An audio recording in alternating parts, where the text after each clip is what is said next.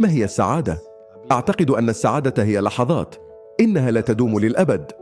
يمكن أن أكون سعيدا وأنا جالس هنا الآن، لكن بعد 30 دقيقة قد أقول لك اذهب إلى الجحيم. على سبيل المثال، آسف على اللغة، لكنك تفهم ما أعنيه، أليس كذلك؟ يمكنك أن تشتم كما تريد، حسنا، وهكذا أرى السعادة، إنها لحظات، وأنت تختار تلك اللحظات التي تشعر فيها بالسعادة. وأعتقد أنه عندما أجعل من حولي سعداء أشعر أنا أيضا بالسعادة.